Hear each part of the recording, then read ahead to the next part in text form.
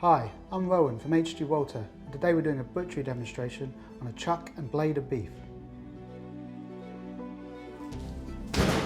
Coming underneath the blade bone, face up the ends, scrape the tip of the knife against the bone. 3, 2,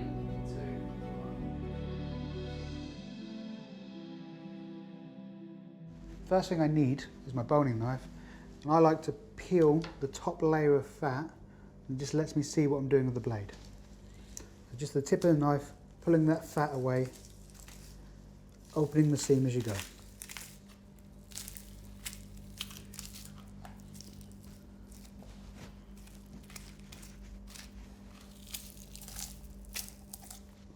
You're only ever working with just that tip of your knife. You don't want to cut too deep. And always work from one side to the other, and just letting yourself see where you're going.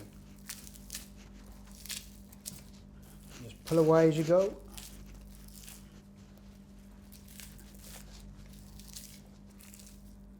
Let the weight of that meat do the work.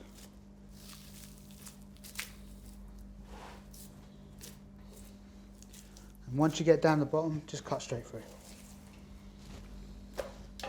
So next, I want to take off my blade muscles. There's two. I've got the feather blade and the roll blade. To start off with, I'm going to loosen down the end and then cut either side of this central bone. So just pull the muscle away from the bone, just scrape down as far as you can go. And then down the center of the bone, just the tip of my knife, I just want to separate the muscle from the bone.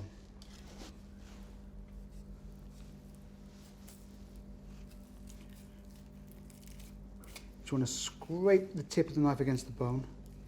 You're just trying to loosen the meat.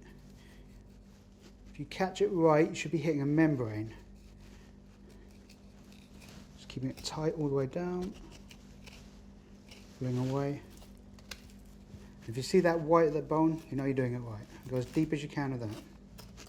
Now once you've loosened it off, if you've done everything right, you should be able to just rip that muscle, just clean off the bone. And then the bottom, just trim it off.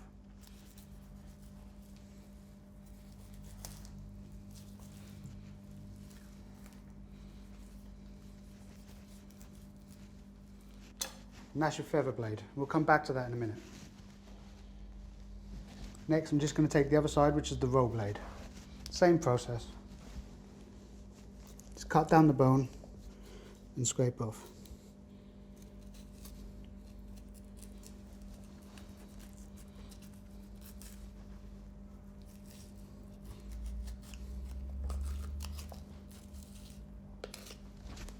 Always move the meat around to suit yourself. Make it easy.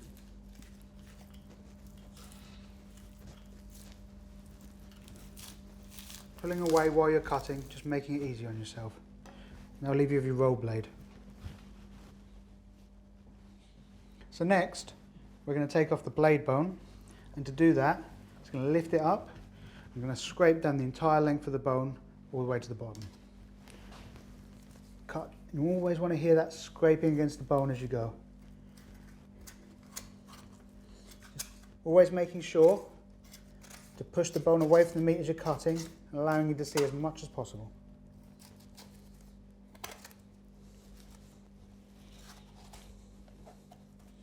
When you hit the bottom, just put it back down, just cut through that little last bit.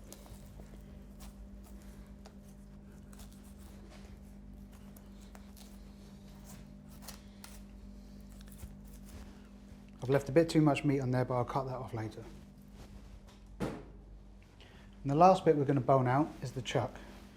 To start with, I'm just going to cut on the inside of this flat plate bone, just loosening it away from the meat. So you put it upright and work along. Just want to come underneath this cartilage at the top, and the same as always pulling the meat away from the bone, allowing me to see as much as possible. Cutting as much as possible the length of the bone.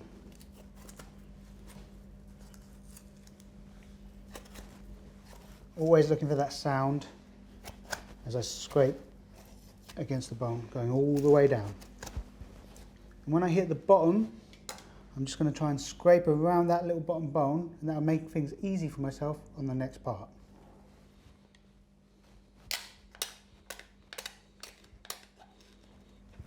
All the way along, so move the meat to suit yourself.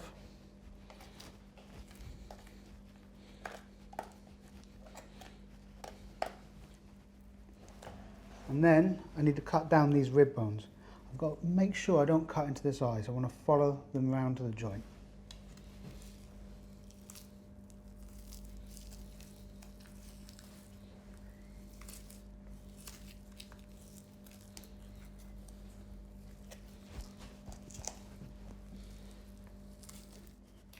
So same as the other side, I'm just trying to pull the meat away as I go.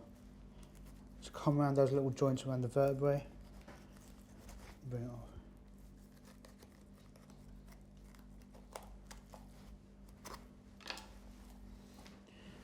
So where I scraped the bone earlier, it's just helped me loosen it up a bit quicker.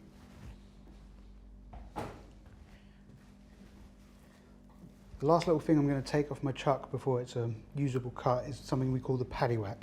It's this large tendon that helps to hold up the head of the animal. Just want to seam that out, get rid of that. Unfortunately, no matter how much you cook it, that will never be edible. Just cut around the seam, get hold of it, give it a good tug.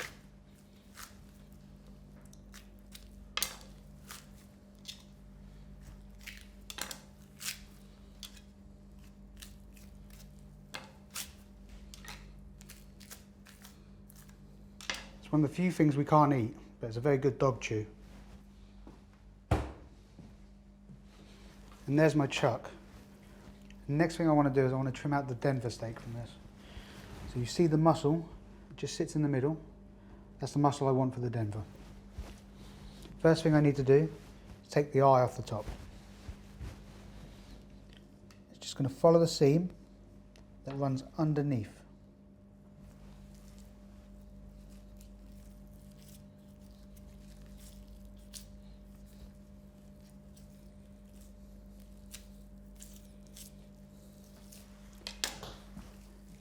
Like with everything, always pulling the meat away as I go.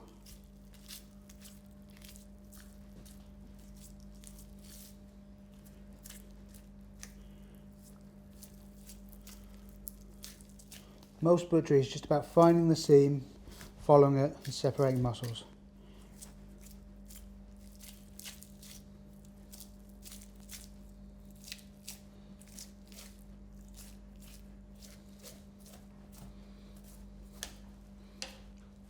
That's my chuck eye.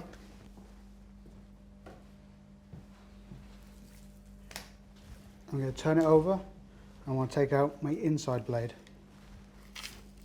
It's just a thin little muscle that sits on the top.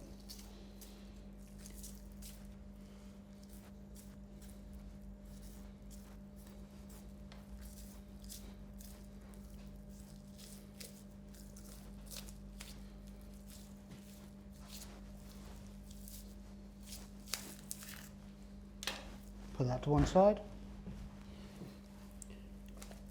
So I just want to trim out this little muscle here, and that's your Denver steak.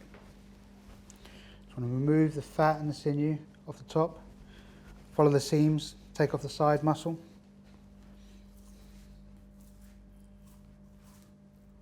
All the rest of these bits will go into trim or diced.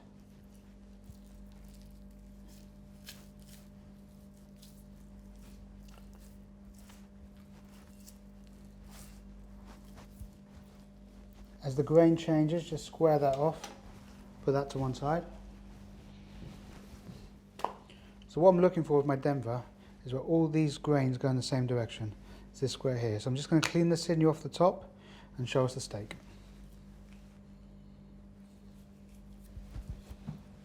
So trim both sides of the meat, making sure to clear all the sinew.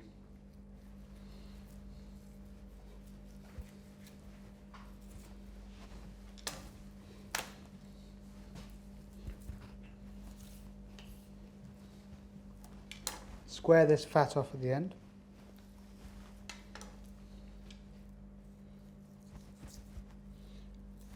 Make sure to get the steak nice and clean.